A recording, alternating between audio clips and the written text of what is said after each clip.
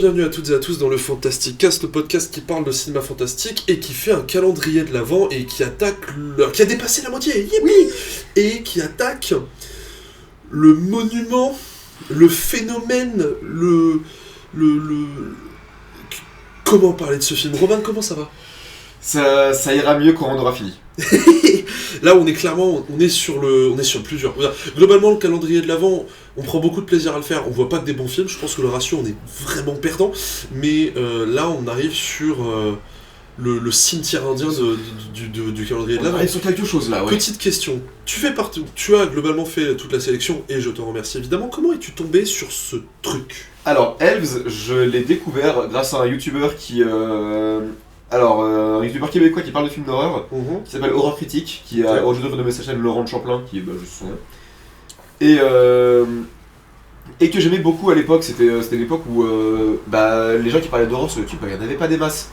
C'était. Je sais plus si c'était avant que je découvre Az ou même avant que Az se lance sur YouTube.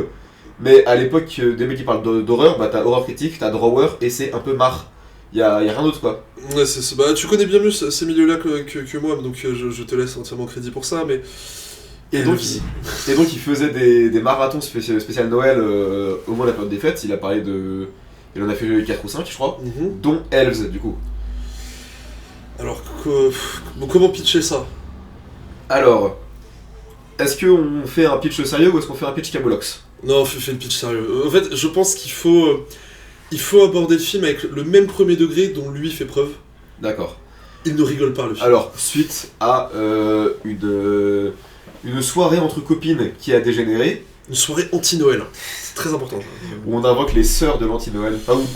C'est ça, où les sœurs de l'anti-Noël invoquent les esprits de l'anti-Noël. Elles vont réveiller une entité, un elfe, qui va prendre en chasse une des filles qui a saigné accidentellement et qui du coup a laissé sa marque. Voilà, et il se trouve que cet elfe est en fait un elfe nazi. Et il a pour projet de engrosser l'héroïne pour redonner naissance. Alors c'est un peu très confus, pour redonner naissance au projet de notre Père Satan à tous. Voilà, c'est ça, de l'idole de certains actuellement en France, dirons-nous. Et qui... alors, il y a le grand-père qui était en fait un vieux, mais qui en fait est le père de l'héroïne parce qu'il y avait de l'eugénisme, mais en fait c'est chiant. Voilà, il a... Tout ce qu'on dit est dans le film. On galère à résumer parce que le film est confus, médiocre, et c'est un des trucs les plus mal montés que j'ai vu de ma vie. C'est incompréhensible, mais tout est dans le film, c'est zéro vanne. Voilà, et donc ça mélange satanisme et nazisme. Ça va ensemble, non? Oui, globalement ça va ensemble, entre le moustachu autrichien et le diable. Il n'y a qu'un pas. Je vois beaucoup de différences, perso. Mais putain, c'est pas drôle, ouais. C'est long, c'est chiant, l'elfe il est dégueulasse, le film est d'une laideur,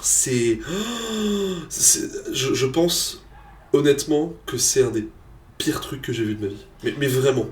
Moi aussi. Parce que il y a même dans des films très moyens que je vois, il y a pas longtemps j'ai vu Ganapat avec Tiger Shroff, qui est loin d'être un très bon acteur, mais qui peut être un minima distrayant. Et globalement, le film est un gros foutage de gueule, mais il y a quelques trucs, je peux gratter un peu pour me dire « Ah, vas-y, j'ai pas entièrement perdu mon temps ». Elves, il n'y a pas ça. À la limite, l'affiche est très belle. L'affiche est vraiment belle. Avec cette main d'elfe qui défait un ruban de exactement, de et la tagline, c'est « They don't work for Santa anymore ». Mais il n'y a rien, le film il est catastrophique. En fait, c'est typiquement le genre de film que je vois traîner au fin fond de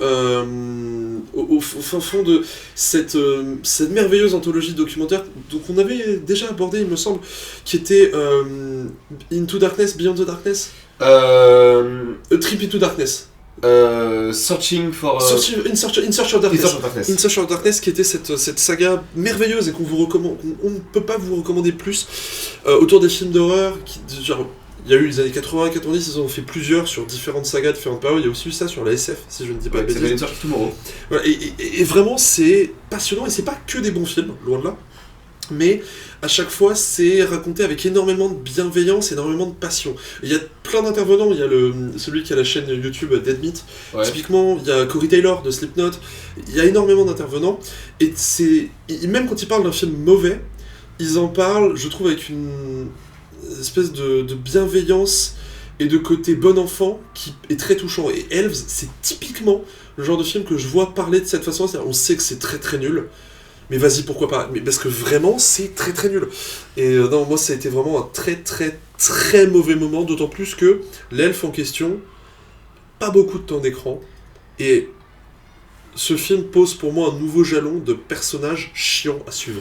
C'est et avec le truc du grand-père qui fait non, je suis pas ton grand-père, en fait je suis ton père. Tu fais non mais va te faire foutre. Non, voilà, parce que pour des raisons d'eugénisme, il a fallu que la lignée soit parfaite, et pour ça, il a donc violé sa fille pour avoir une lignée pure de nazis. Voilà, super. C'est finesse quand tu nous tiens, je retire tout ce que j'ai dit sur Jack Frost. Hein. Voilà, et donc tu parlais de la tagline US, mais la tagline française sur le DVD, c'est quand même « Le mutant de la destruction est là, je m'appelle Elves, je viens détruire le monde. Attention, n'ouvrez pas vos cadeaux avant l'heure promise. » En plus, il n'y a même pas de cadeau dans le film. C'est quoi cette merde? Non, vraiment, Elves, c'est insupportable. En fait, Elves, ça m'a mis des relents, mais des vieux relents, tu vois, de Critters Attacks. Alors, j'aime beaucoup Critters, c'est très bon sous Gremlins, globalement. Et bon, c'est pas très finaux, ne nous mentons pas. Et Critters Attacks, c'est le tout dernier, qui a été fait par Sci-Fi, si je dis pas de bêtises. Okay. Et qui est... Ce serait bien le genre, en tout cas. Qui est catastrophique, c'est dégueulasse, c'est full effet numérique. Et en fait, c'est le truc de... T'avais un point de départ pas dégueu. Enfin, là, le point de départ est déjà nul, hein, mais t'avais un point de départ pas mal. T'as rien fait avec. Et là, dans Elves, en fait, c'est... On adore le cinéma d'exploitation, on adore le cinéma, il n'y a pas de problème. Là, c'est trop. Là, c'est vraiment trop. Ça va trop loin, et surtout, j'ai vraiment l'impression que le film se moque de moi. Que, genre, il rajoute une couche de nawak sur du nawak, sur du nawak, sur du nawak. Au bout d'un moment, ça surcharge. Et le principe n'est plus de faire rire avec un point de départ rigolo. Le principe est juste d'accumuler les points de départ complètement bordéliques et hasardeux. Il y a le FBI qui vient enquêter après. Voilà, c'est ça. En fait, c'est... juste pour le plaisir. En fait, c'est un film qui peut éventuellement être drôle à raconter, vite fait alcoolisé en soirée, mais qui ne l'est absolument pas à voir, qui ne l'est vraiment, vraiment pas à voir. Moi, c'est ma catastrophe du calendrier de l'Avent, et je pense que ma vie se portait mieux avant ce film. Est-ce qu'on a terminé sur Elves ? On a terminé sur Elves. Vraiment, c'est un film qui aurait gagné à juste être crétin, mais qui se prend tellement au sérieux, qui a tellement l'impression de faire quelque chose de profond, et de raconter quelque chose d'intéressant, alors que non, enfin je veux dire, le film fait 1h30. C'est 1h30 de trop. C'est ça. Même au court-métrage, ce serait pas drôle. Genre, à nouveau, c'est un truc que Marc Polonia aurait pu faire, et ça aurait même pas été un bon Marc pour un bon. Ça aurait même pas été dans ses meilleurs, si tant est qu'il y en ait. Ça se perd dans des sous-intrigues à la con, avec le groupe de copines qui veut faire la fête dans le centre commercial, le FBI qui débarque.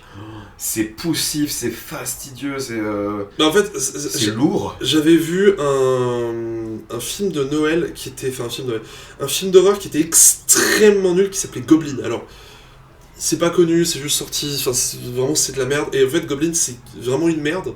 Mais vraiment, tout ce que vous pouvez imaginer, c'est dedans. Bah, Elf, c'est exactement ça. Et il n'y a même pas le vernis années 80 pour se dire, bon, au moins, vas-y, pourquoi pas. Oui, parce que Elves, c'est quand même 89. Hein, ouais, donc on entrait dans les portes de l'enfer du début des années 90 pour le film d'horreur. Hein. Bref, on termine sur ce film de merde, on le remballe dans le cadeau, on le réexpédie et on demande, s'il vous plaît, ne l'ouvrez pas. Et a priori, demain, ça devrait être mieux. On espère.